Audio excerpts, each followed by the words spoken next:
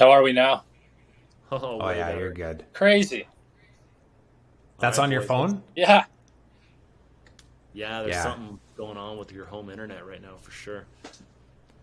Okay, so keep your microphone in there and pretend like you're still talking into it, even though it's not working. Test one, two. Test one, two.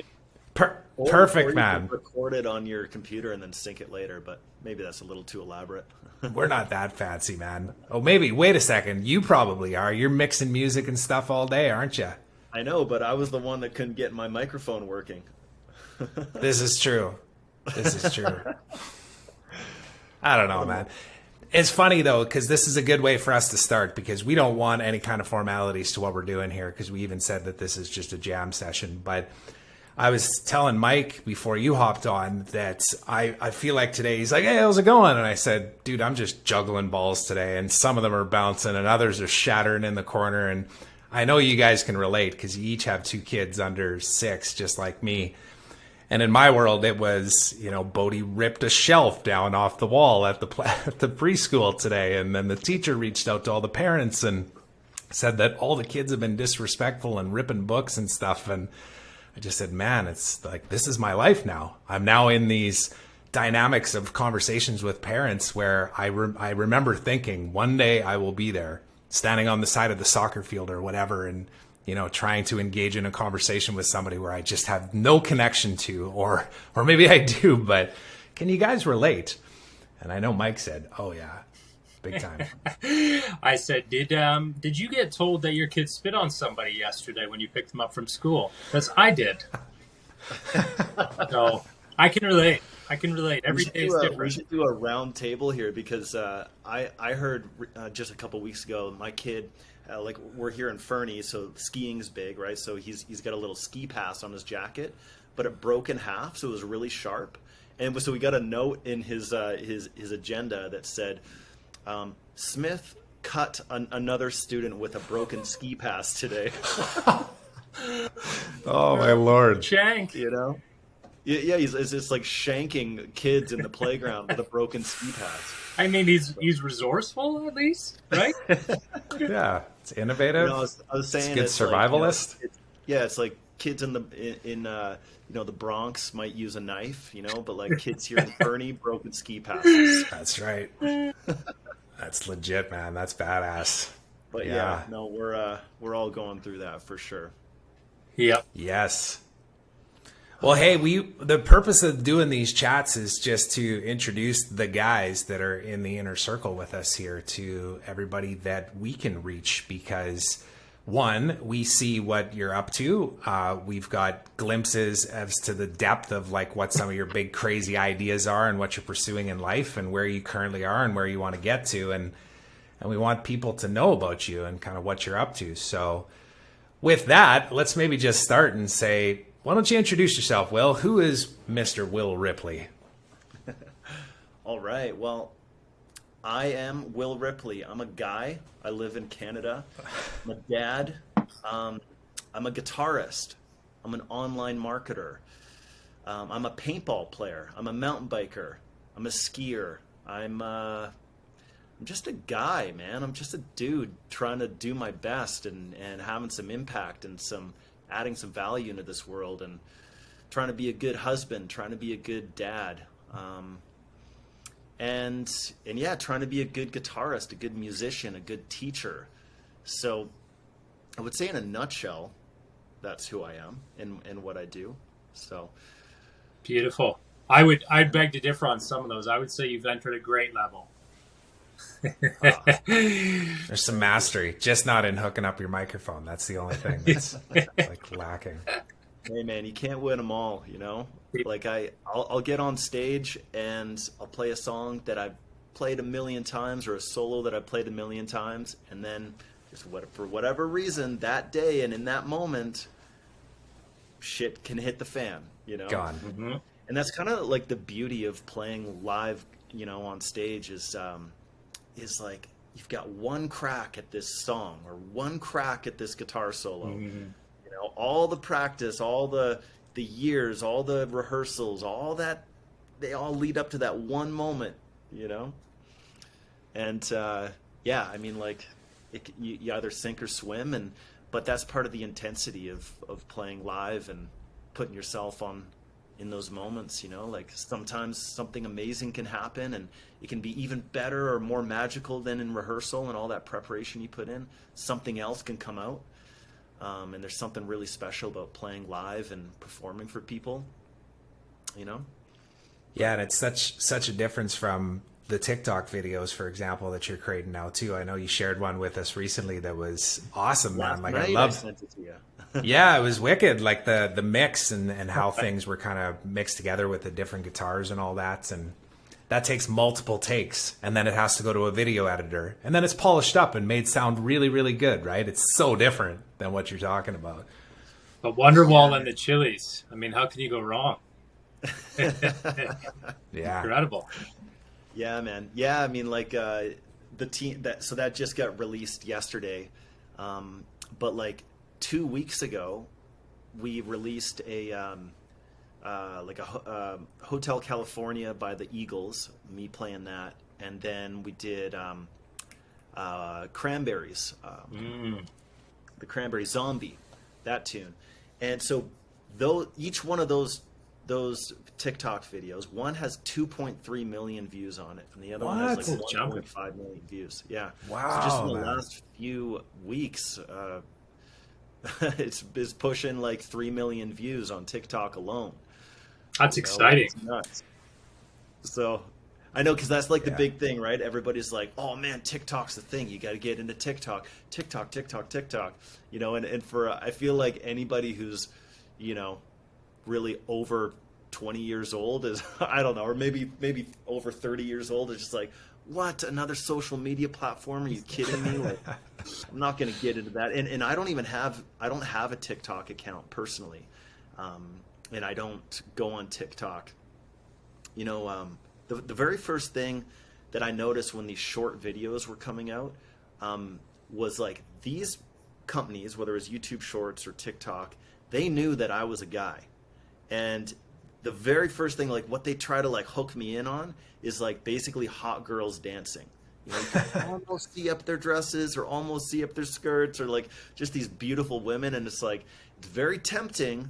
Or just like a super hot girl with big breasts walking down the street, you know? And it's like the dopamine hits. Yeah, I can see, okay, I want to watch that, but you know, it's like, it's just such a noisy environment that I decided to not pursue TikTok. But with the company that I work for, Guitar Mastery Method, obviously TikTok is such a big, powerful, prominent thing these days. So yeah, it's been really cool though. Like, so now especially with the power of these two videos reaching nearly 3 million views together, yeah, we can actually say that we're established on TikTok now, you know. So I don't know. I love it and I hate it, I guess, but there's something that comes to mind on this, and I know we got a couple other questions we want to ask you too, but this just sparked and Mike and I talked about this a year ago when we were on top of a mountain having a discussion about me moving to Costa Rica and me saying that I'm hearing from a lot of people, oh, you're so lucky, man. And then him saying, yeah, you're so lucky, you know, 15 years in the making type thing. That's what I think about with this too, is that didn't just happen, did it? Like, how long have you been at this passion of yours with the guitar and the teaching, and you're just trying to figure out this whole online game as well? It's been decades, right? Yeah, so I started out like many musicians working in a guitar store and selling, and which was actually really good, even though I was making $12 an hour. I learned the art of sales, you know, chatting with people and selling them equipment. But yeah, really quickly, I was very frustrated with the 40-hour, you know, or 40-plus hour work week. You know, and again, making $12 an hour. And I saw the opportunity of teaching one-to-one. And at that time, you could make like $50 an hour teaching guitar. And so that made a lot of sense to me. So I started a one-on-one guitar lesson program, started teaching people.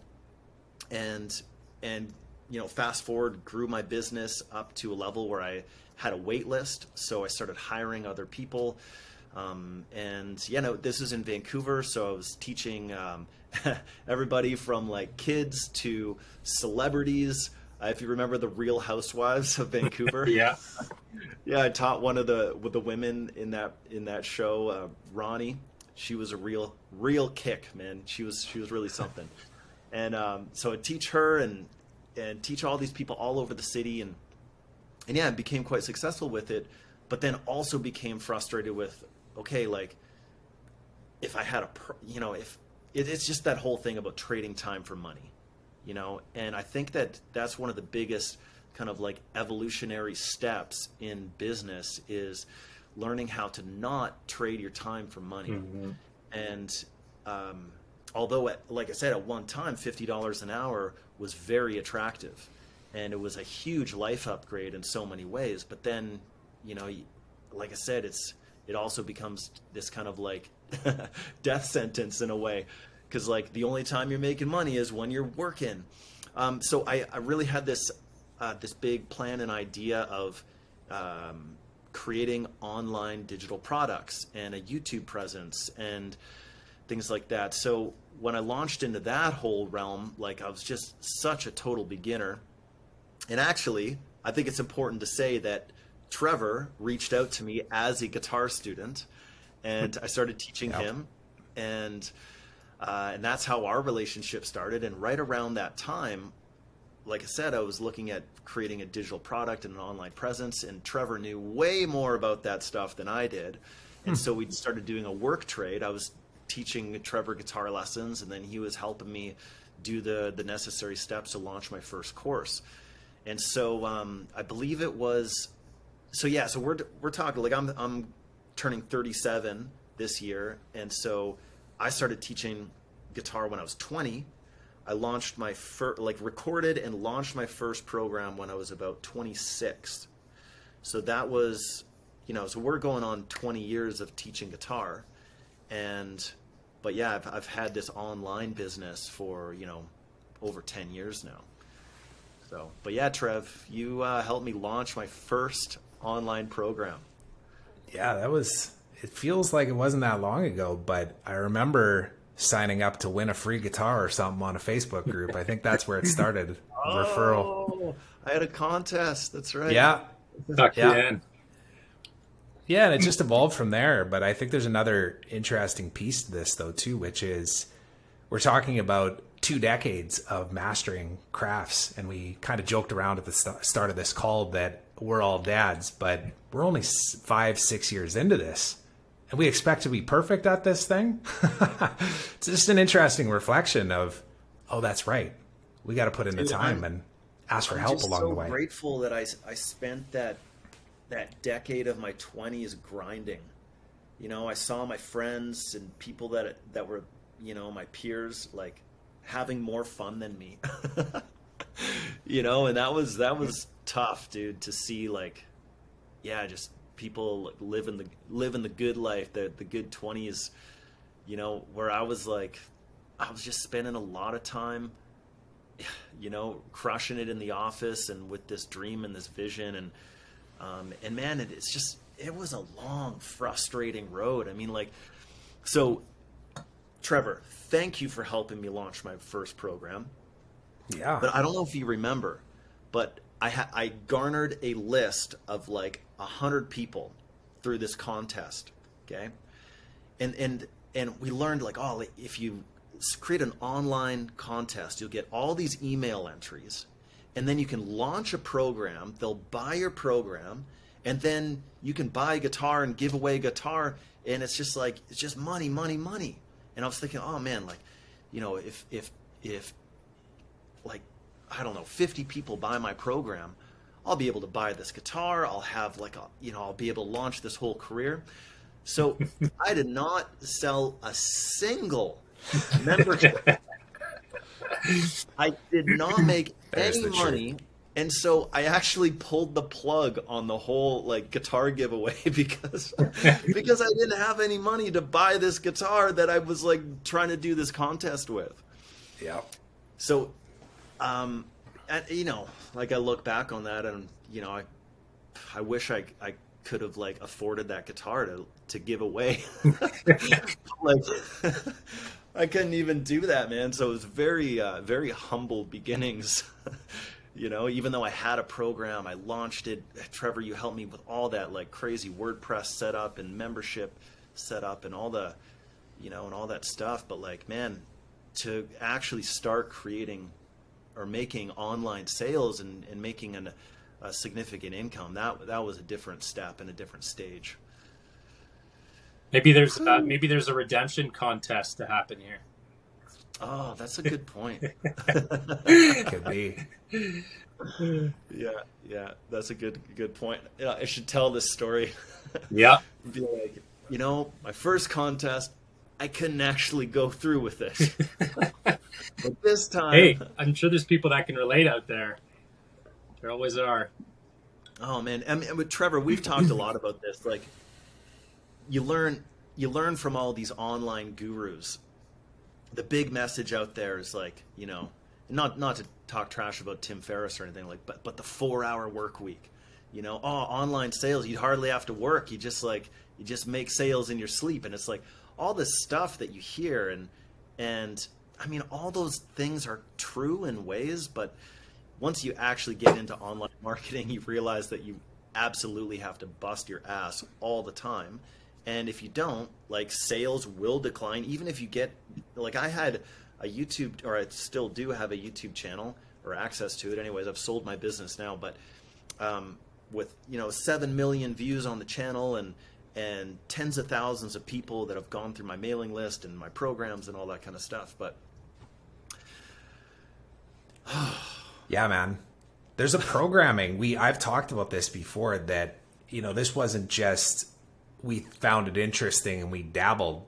Like, we're talking a decade of going all in that world and failing and succeeding and networking with people in that space and just jumping and jumping and jumping. And I think what you just spoke to there is kind of where all of us have even come full circle just in the last few months and connected. Is, yes, we're looking for life hacks and time expanders and all these different things, but we're also just very aware of the fact that there's certain things that we just can't shortcut, like in our personal health or in our relationships or in our business, of course, too. And I know you've got some big dreams as well that we've talked about the future. And you're wearing the T-shirt now too, and I'm just conscious of time, knowing that your bandmates might come running into the building as we're talking here too. But maybe just speak about what that looks like and how it relates to your parenting, even too, with your kids and just all of that stuff. The Rockstar, Will Ripley, the Rockstar, man, because you are a rock star already. oh man, well, yeah, I mean, I love the guitar. That is like, I started playing guitar when I was 9 years old. And if you think about Back to the Future, Marty McFly ripping the Chuck Berry Johnny Be Good up on stage in front of people. There was something about that idea of like performing for people and getting people stoked that had me completely hooked at a young age. And so I started taking guitar lessons when I was 9, and my mom played a little bit of guitar. My dad was super into classic rock and blues. So there's definitely some music around the household. But yeah, you know, fast forward, it's like, I played in bands in high school. I went and studied music in college, and started to, you know, play in bands, and we had reality TV shows, and we had songs on the radio, and yeah, I played in a ton of bands, and but like, rock and roll is a really tough game. It is, like, in terms of all the things I've learned in business, and now I'm translating everything over to my band Mount Rushka, and I'm looking at this, launching products, aka songs, music videos, merchandise. You know, I'm looking at the marketing aspect, like YouTube and all this social stuff that, you know, that I've had a lot of success in and with guitar lessons, and looking at monetization, whether that's shows or, you know, tours, and maybe a subscription program and things like that work really well in other areas. But like, man, music is really tough. It's always been tough. Everybody knows that about music, right? But like these days, it's even tougher because music essentially has no value. Like people don't even go on iTunes anymore to buy a song for 99 cents. Like that's already even a passé thing. I mean, if you know, if before that, if you think about the decline of CDs, like there's no real like physical product anymore with music, which makes it so challenging. So I'm embarking on this whole transition now. Like, yes, I'm still producing guitar lessons at a high level and reaching so many people and having a lot of impact that way. But now I'm looking at, you know, how do I make Mount Rushmore, my new band? Like, this is something I really believe in and something that I'm really excited about. So, you know, how do I apply everything that I've learned in marketing and sales and advertising to making money in rock and roll? And I'm just really starting this whole band and this whole launch and campaign and whole product spectrum for this rock and roll band. So, gosh dang it, boys, wish me luck. That's exciting though, and you know, bringing all your failures almost to what you've created, what you've learned over this whole time period to now, right? It's very exciting. It'll be really nice to lean in on those skills. But like, you know, I know guys that are better marketers than me and that have had more success in online marketing that are also doing the band thing. And like, they just say straight up too, it's just like, you know, if everybody could do the rock and roll thing, then there'd be more people in the game. But it's like, it's so challenging to make money as a musician. And I feel like, especially, you know, rock music these days, will never die. I mean, you know, like my 5-year-old will listen to, God, what's like Queen or we're listening to like old funk music and stuff like that. And you can just see how music, he's never listened to it before. It's not even popular right now, you know, but there's something about all this music from all these past decades and that's just so powerful and impactful that connects with even people today that are hearing it for the first time. So I know that there's like a power and potency in rock and roll and music that's still there, you know, but it's doesn't matter what you're doing. It's such a noisy environment. Getting back to that TikTok thing, like how do you make a 1 minute super impactful thing that goes viral and gets a ton of followers and people that are somehow instantly like into you? I don't know. Well, I think the nice part is even just in this conversation, we're reflecting back on, look at how far you've come in the last 10 years. So you're asking that question now, partially from the perspective of like, I don't even know the answer here, but also knowing that you have a history that shows that you'll figure it out. And if you don't know, you'll ask for help. And I think that's one of the things that a lot of times people really get hung up on, especially if people have a passion or an idea of a thing that they want to do on the side, maybe outside of the corporate career and escape the 9 to 5. And they just don't take that leap. They don't take the, you know, proverbial risk, I guess you'd even say, because they're not willing to ask for the help. And we've talked a lot about that here just in like 20 minutes. And there's one thing that comes to mind here, Mike, and I'd like you to reference it because I know you've engaged back and forth and you have the pen.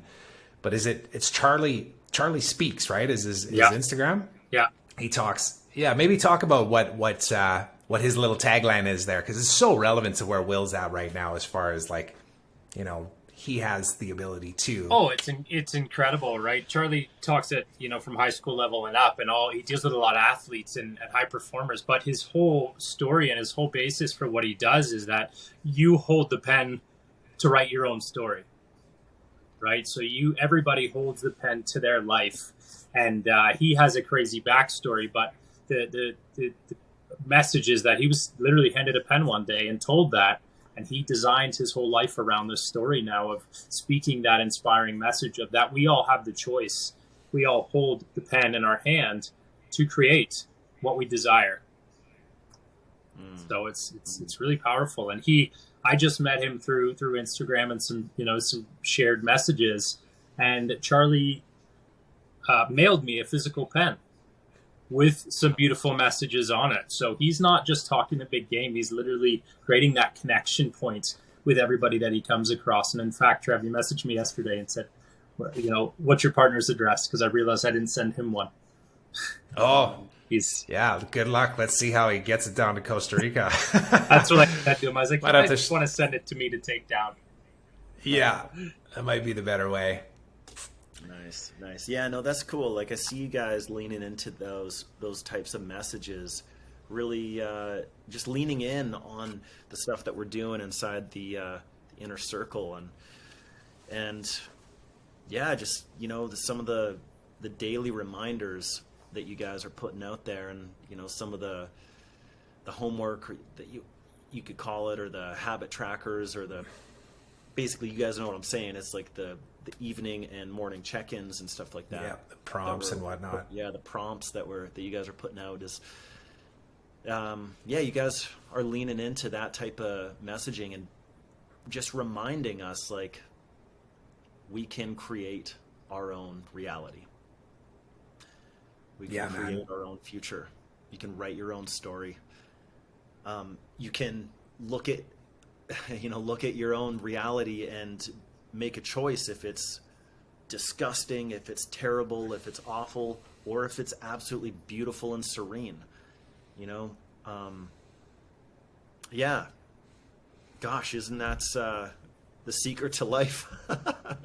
Yeah. Well, and I wanted to acknowledge you, man. That was the one thing, like, even if we end on this, I'm not sure if we got to run right now, but I want to acknowledge you for how you've shown up just in the last 6 weeks alone, because you and I have known each other for a decade. You and Mike have known each other for 6 weeks, literally, maybe 8 weeks. You might have met 2 weeks before we started on this journey together, which has included all of us committing to these micro actions. And many of them are just foundational things that we all kind of know that we should be doing, like getting good sleep, eating good food, lifting heavy things, getting out into nature. But now with the intention and the commitment around showing up every single day and questioning things and hearing from other people, we're all getting inspired. And man, I've been inspired by how you've shown up just in the last 6 weeks, and even some of the breakthroughs that you've had along the way. Because, we're not sugarcoating this for anybody that's watching this. When you got 2 kids under 6, which each one of us do, Will just happens to have a girl in the mix too. Mike and I are going double boys over here, but like, life is chaotic all the time. So now we got a choice. We either say, well, my life is chaotic and I'm just going to float in the wind here and see whatever happens.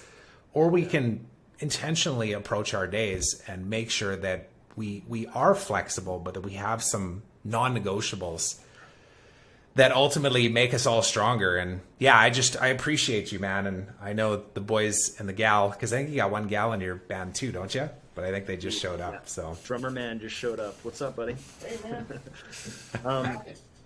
yeah. So we got we're playing a festival, and not this Saturday, but next, and got a couple of rehearsals to bang out. But yeah, man, I really appreciate what you guys are doing with the group, and it's been I don't know if you remember, but I think it was our first call, and I think you guys just asked us straight up, like, what's going through your head right now, and where are you at with everything? And I just said, honestly, I don't know if this is for me. Like, I was just really straight up with you guys, like, and I told you, Trev, I was like, and I was really honestly hesitant to sign up. I was just like thinking, okay, I'll do it for 1 month, okay, but I'll probably stop my subscription, pull the plug, and, like, you know what I mean? Like, that was honestly my kind of thing. But yeah, man, I mean, like you said, we've known each other for a decade, and I've seen your own growth. You've helped me so much with all the stuff that I've done, especially like in the early beginning phases, and yeah, and then so I'm just like, all right, I'm gonna lean in and go hard. I'm gonna start reading. I'm gonna get out in nature. I'm gonna lift weights and exercise every single day. I'm going to journal I'm going to, et cetera, et cetera, et cetera. I'm just going to do all of these things every single day. And yeah, you know, I haven't had 100% days every single day, but None of us yeah, have. you know, I've seen the momentum, and I've seen the power in doing these daily habits and the micro actions, and I'm just reaping the rewards and seeing the benefits, and yeah, man, it's been absolutely fabulous. So yeah, so I am continuing my subscription, if you haven't noticed already. I'm gonna keep on going. Yeah, and you created that, man. That's the thing, is like all we did was we just created the container and a little bit of structure, and truth be told, we didn't even have any structure. We just knew that we would kind of co-create this as we went, because whatever showed up would be exactly what it was supposed to be in that moment. So when you showed up and said, I don't know if this is really for me, we were like, perfect, excellent. Let's just begin and let's see what happens. And it's been fun though, man. That's the biggest thing I wanted to say. And I appreciate just spending more time and hearing your voice every single day too. And I know Mike feels the same way. Absolutely. It's been an honor, brother. And it's, you know, we're all having growth.